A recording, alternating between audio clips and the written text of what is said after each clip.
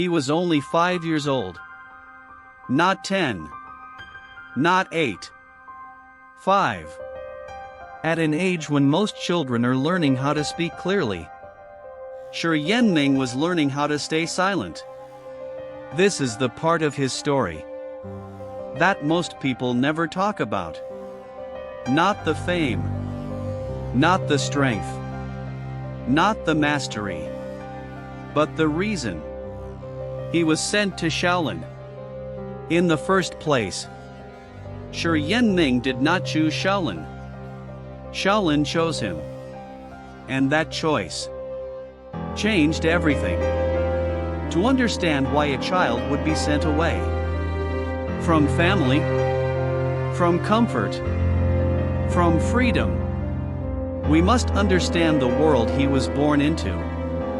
Shi Yan Ming was born in China during a time when discipline was survival. China was not gentle then. Life was strict. Expectations were heavy. Families believed one thing very deeply: if you do not control your child early, the world will destroy him later. His family was not cruel. They were afraid. Afraid of weakness. Afraid of failure. Afraid of a future without structure. And in Chinese tradition, when a child showed too much energy, too much rebellion, too much fire, that child was sent to be broken. Before life broke him, Shi Yan Ming was energetic, restless, strong-willed. Not bad, but uncontrollable. And in a culture where obedience meant survival, that was dangerous. This is where philosophy enters the story. Because discipline often begins where love ends. Not because parents stop caring, but because fear speaks louder than emotion. Sending a child to Shaolin was not punishment. It was an investment. A brutal one. Shaolin Temple was not a school. It was not a playground. It was not a safe space for emotions. It was a machine. A machine designed to erase weakness. When Shi Yan Ming arrived at the temple, he did not understand what was happening. No explanations. No comforting words. Just separation. This is how discipline enters a human life. Not gently, but suddenly. At 5 years old, he lost something forever. Choice. Most people think discipline is about routine. Shaolin teaches something harsher. Discipline begins when choice disappears. The temple did not care about age. Pain did not adjust itself. For children, training was the same. Expectations were the same. Silence was mandatory. Imagine this for a moment. A child standing on stone floors. Cold mornings. Muscles too small to support the stances. And no one asking if he was okay. This is where most humans would break. But Shaolin was designed to see who survives. Philosophy teaches us something uncomfortable here. Some people are shaped by comfort. Others are shaped by pressure. Shi Yan Ming belonged to the second group. At that age, he learned his first Shaolin lesson. Pain does not ask permission. Every morning began before sunrise. Sleep was short. Dreams were irrelevant. The body was expected to move, even when it didn't want to. If he cried, training increased.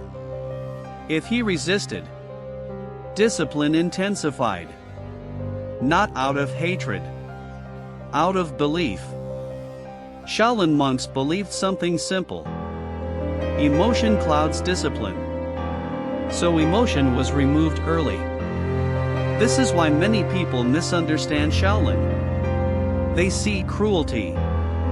Monks see preparation. Shi Yan Ming slowly learned something. Complaining changed nothing.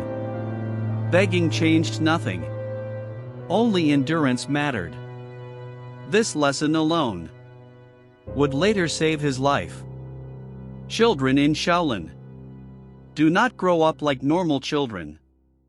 There are no birthdays, no rewards, no praise, only correction. This shapes a very specific type of human. A human who does not wait for validation.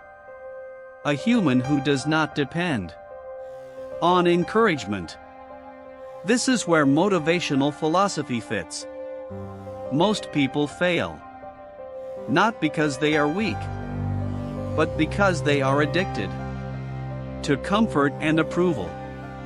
Shi Yan Ming had neither. And because of that, he developed something rare: internal discipline. At 5 years old, he did not understand Shaolin philosophy, but his body was learning it anyway. Leg stances burned, arms shook, bones ached, and quitting was not an option. This is how Shaolin training begins. Not with skill, but with survival. As years passed, the boy stopped crying. Not because pain disappeared, but because reacting to pain was pointless. Here is the uncomfortable truth. The world does not reward emotion. It rewards control. Shaolin understood this centuries ago.